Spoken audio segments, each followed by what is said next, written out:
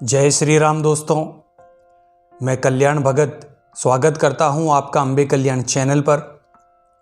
दोस्तों, आज की वीडियो में मैं आपको बताऊंगा कि एक गुरु को धारण करने के बाद अगर आप कोई दूसरा गुरु धारण करते हैं तो आपके शरीर पर और आपके जीवन पर इसका क्या प्रभाव पड़ता है। क्या पहले वाले गुरु की शक्ति आपके साथ रहती है और क्या वो नकारात्मक प्रभाव डालती है या सकारात्मक प्रभाव। इन चीज़ों के बारे में आपको आज की वीडियो में मैं विस्तार पूर्वक जानकारी दूंगा। दोस्तों, वीडियो को ध्यान से सुनना लास्ट तक। और अगर आप इस वीडियो को सुन रहे हैं तो कहीं ना कहीं आपने भी गुरु धारण किया होगा या गुरु धारण करने की सोच रहे होंगे और आपके भी साथ हो सकता है ये चीज़ें कभी ना कभी घटित हो जाए। दोस्तों, कई बार हो सकता है आप अपने गुरु से संतुष्ट ना हो या फिर आपकी महत्वाकांक्षा कुछ और हो या किसी प्रकार की कोई महत्वाकांक्षा जो आप गुरु के प्रति रखते हो पर वो आपकी पूरी नहीं हुई। दोस्तों, कई लोग गुरु धारण करते हैं, उनके अलग अलग रीजन होते हैं, अलग अलग कारण होते हैं। बहुत ही कम लोग ऐसे होते हैं जो आध्यात्मिक मार्ग के लिए गुरु धारण करते हैं। कई लोग इसलिए गुरु धारण करते हैं ताकि उनका संकट कट जाए। कई लोग इसलिए गुरु धारण करते हैं कि उनके घर में सुख समृद्धि हो जाए। और कई लोग इसीलिए गुरु धारण करते हैं कि जो हम चाहते हैं वो हमें मिलना शुरू हो जाए। दोस्तों, कुछ लोग औरों को देखकर गुरु धारण करते हैं कि जिसको हम गुरु बनाने जा रहे हैं उनकी तो बहुत प्रसिद्धि है, बहुत मान सम्मान है, बहुत नाम है, बहुत ज्ञान है इनके पास।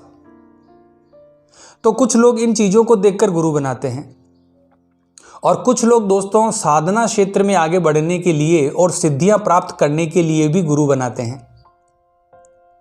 दोस्तों, मैं आपको एक बात बता दूं कि जब भी आप गुरु धारण करते हैं, मैं उन गुरुओं की बात कर रहा हूं जो चौकी लगाते हैं, गद्दी लगाते हैं, ना कि मैं उन गुरुओं की बात कर रहा हूं जो माइक पर आपको गुरु मंत्र दे देते हैं, हजारों सैकड़ों लोगों को गुरु मंत्र दे देते हैं। दोस्तों, मैं बात कर रहा हूं हमारे जैसे लोग जिनको आप गुरु धारण करते हैं, जो भक्ति में आपको अग्रसर करने की कोशिश करते हैं। तो दोस्तों, जब आप गुरु धारण करते हैं तो गुरु धारण करने के बाद कुछ शक्तियां गुरु के द्वारा आपको मिलती है। गुरु के दरबार से बहुत सी शक्तियां आपको मिलती है। गुरु स्वयं कई शक्तियां आपको प्रदान करता है ताकि आपकी प्रोटेक्शन हो सके, आप हर तरीके से सुरक्षित रहें, किसी भी प्रकार की नेगेटिविटी आपको अट्रैक्ट ना करे, हर प्रकार की नेगेटिविटी से आप बच सके और आपके घर में सुख समृद्धि बनी रहे और आपके साथ कोई ना कोई पॉजिटिव शक्ति हर क्षण हर पल चलती रहे। पर दोस्तों, कई बार हमारा दिमाग किसी और डायरेक्शन में चला जाता है या फिर आप भटक जाते हैं या आपकी परीक्षाएं होती है, क्योंकि गुरु जब आप बनाते हो तो परीक्षा चलती ही चलती है। ये कॉमन सी चीज़ है दोस्तों। जब आप गुरु बनाएंगे तो परीक्षा आपकी होगी ही होगी और आपके अंदर भटकाव भी जरूर आएगा।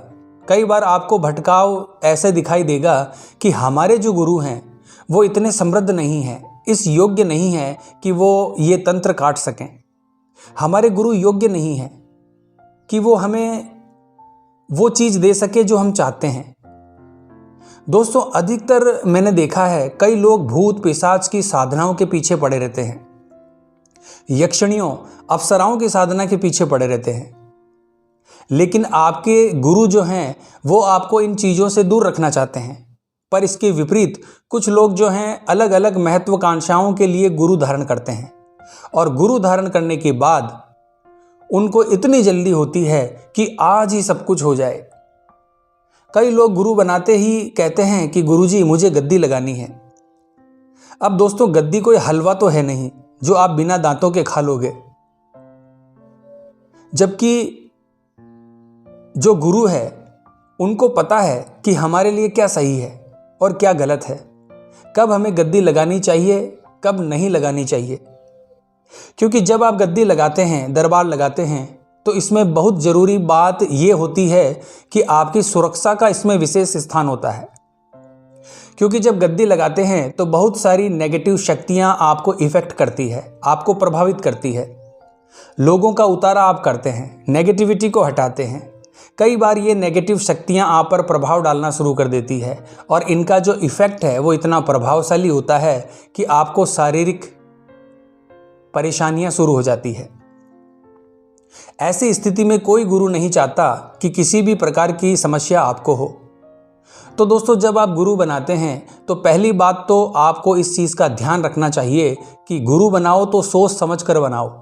जिसको भी आप गुरु बनाने के लिए सोच रहे हो, 1 साल, 6 महीने, 2 महीने, जितना भी समय आप उनको पहचानने के लिए, उनको जानने के लिए लेना चाहते हो, आपको लेना है। और जिस टाइम पर आपका मन संतुष्ट हो जाए कि हाँ, यही मेरे योग्य गुरु हैं, उसी समय अपने मन में एक संकल्प धारण कर लीजिए कि हाँ, अब यही मेरे गुरु रहेंगे।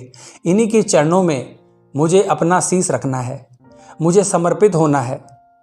उसके बाद कुछ नहीं सोचना।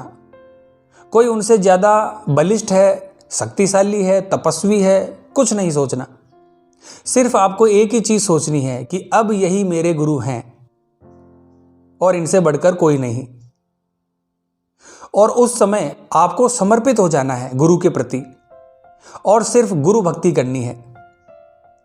तो दोस्तों, कई व्यक्ति जब गुरु का त्याग करने की सोचते हैं तो क्या होता है, जो गुरु की शक्तियां होती है वो आपके हर पल साथ रहती है।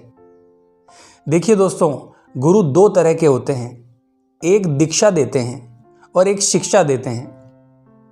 यानी एक से आप दीक्षा लेते हैं और एक से आप शिक्षा लेते हैं। दीक्षा वाले जो गुरु होते हैं वो केवल एक होते हैं, पर जो शिक्षा वाले गुरु होते हैं वो कई हो सकते हैं। दोस्तों, ज्ञान आप किसी से भी ले सकते हैं, ज्ञान लेने में कोई परेशानी वाली बात नहीं है, पर जो आपके दीक्षित गुरु होंगे वो सर्वोपरि होंगे। जैसे हमारे इष्ट देवता होते हैं, इष्ट देवता हमारे सबसे पहले होते हैं, उसी प्रकार जो हमारे दीक्षित गुरु होते हैं वो सबसे पहले होते हैं। जिस प्रकार से इष्ट देवता के साथ हम अन्य देवताओं की उपासना करते हैं, पूजा पाठ करते हैं, जिनको सहायक देवता भी कहते हैं, उसी प्रकार से जो आपके दीक्षित गुरु हैं वो तो केवल एक ही होंगे। सर्वोपरि भाव उनके प्रति आपका होगा, पर जो शिक्षित गुरु होंगे वो अनेक हो सकते हैं। तो इस चीज़ का आपको ध्यान रखना है। तो दोस्तों, जब आप गुरु धारण करते हैं और गुरु का त्याग करते हैं तो गुरु की शक्तियाँ सदा आपके साथ रहती है।